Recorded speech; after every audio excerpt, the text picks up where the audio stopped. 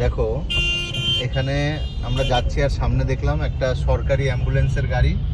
এখানে লেখা আছে বিনামূল্যে সরকারি পরিষেবা, কল 102 ফর অ্যাম্বুলেন্স।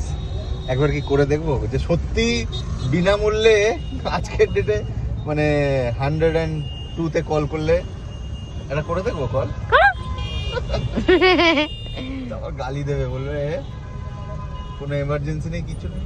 হ্যাঁ অবশ্যই একটা মানে পাবলিক অ্যাওয়ারনেসের জন্য দেখাই যেতে পারে কল করে যে জেনুইনলি মানে আমাদের সরকার দেয় কিনা। আমি কিন্তু সত্যি সত্যি কল করছি। কেস খাবে না তো আবার? কেস খাওয়ার কি, জাস্ট জিজ্ঞেস করবো যে এটা কি সত্যিই বিনামূল্যে দেওয়া হয়। পশ্চিমবঙ্গ সরকারের 102 নম্বরে যোগাযোগ করার জন্য। নমস্কার, 102 আপনাকে কিভাবে সাহায্য করে? আচ্ছা এটা কি ওই আপনার কি অ্যাম্বুলেন্স লাগবে? হ্যাঁ এটা কি বিনামূল্যে অ্যাম্বুলেন্স ওইটা সরকারের? হ্যাঁ, এটা 102 অ্যাম্বুলেন্স পরিষেবা সম্পূর্ণ বিনামূল্যে। ডেলিভারি এবং 1 বছর অবধি বাচ্চাদেরকে দেওয়া হচ্ছে মাত্র। কত কত? গর্ভবতী মা এবং 1 বছর অবধি বাচ্চাদেরকে, 0 থেকে 1 বছর অবধি বাচ্চাদেরকে। ও আচ্ছা, যারা অ্যাডাল্টদের জন্য মানে ধরুন মাঝবয়সী কারোর জন্য? না না, ওরম ওই পরিষেবা হয় না, সেখানে পরিষেবা হয় না।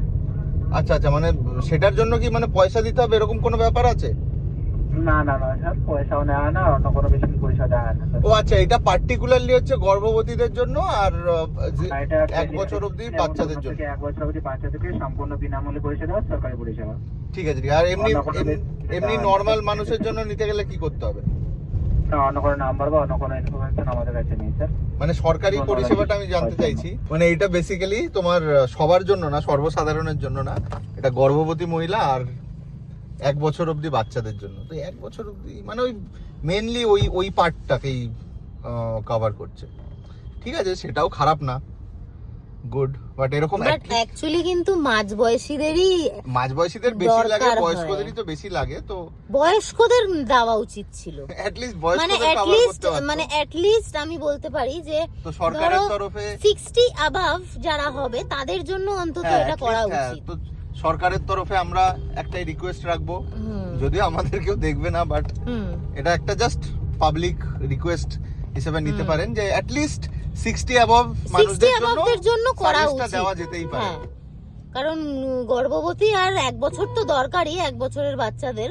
এটাও একটা ভালো, এটাও একটা ভালো ইনিশিয়েটিভ। আর এই 60 ইয়ার্স এর অ্যাবাভটা মানে যারা সিনিয়র সিটিজেন তাদের জন্য কিন্তু এটা করা উচিত।